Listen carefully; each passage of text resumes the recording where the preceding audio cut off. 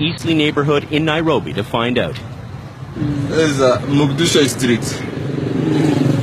Home to 100,000 immigrants from Somalia and an alleged hotbed of support for the Somali-based Al-Shabaab.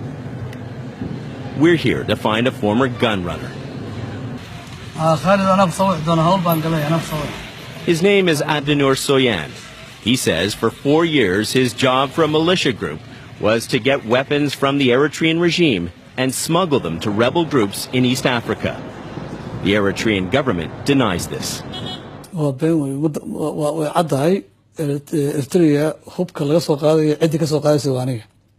Al-Shabaab, though, would have been armed with weapons that they got from Eritrea.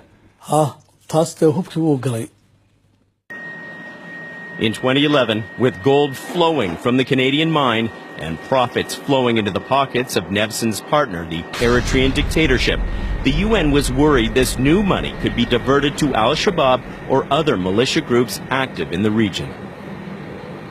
How is Eritrea paying for that? It's a poor country. Doesn't have a lot of hard currency, very little in fact, at that time. So we looked at all of the potential sources and tried to understand how this was happening. Money was being spent, and there were only a limited number of places that Eritrea could have been coming up with these funds. With the gold mine being one of them. Gold mine being one of them. So the UN asked for Nevson's help.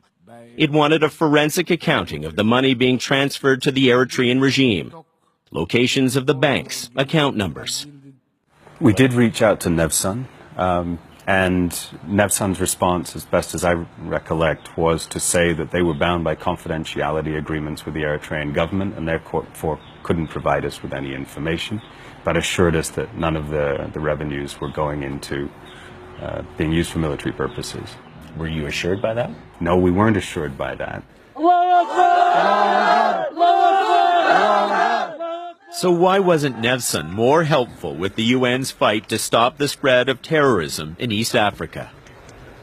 The concern of the UN wasn't that Nevson was doing something wrong. The concern of the UN was that the Eritrean government was using the assets from your partnership in that mine to fund rebel groups, terrorist groups in that area of Africa.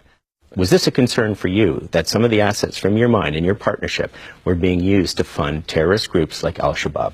I can't comment on government policy. What I can say is that our company is fully transparent with all the monies that are generated from the Bisha mine. And we've had candid discussions with the Ministry of Finance about the need for them to be transparent. Well, that's not how the UN sees it. In 2014, the Security Council Monitoring Group reported that Nevson refused to disclose information on how payments were transmitted to the state of Eritrea, citing confidentiality agreements. Nevson said questions should be directed to the state of Eritrea. But when the UN asked the Eritreans for banking information, they passed the buck right back to the Canadian mine, telling UN investigators they should direct specific questions to Nevson. But if this government were indeed financing a group that has been labeled by our own government, Al-Shabaab, as a terrorist organization, this is your business partner. Wouldn't you be a little concerned about that? Again, I can't comment on government policy. Would you be concerned about that? Again, we have evidence to support that the state of Eritrea is utilizing the money for beneficial things. The community of Adarat is receiving monies right now to build a pipeline system and water well, and that shows that the government of Eritrea is serious about utilizing the Bisha mine for positive, constructive development in that country. As for Caddeyn Xiriirka, he says he's now out of the gun-running business, but he still looks over his shoulder every day.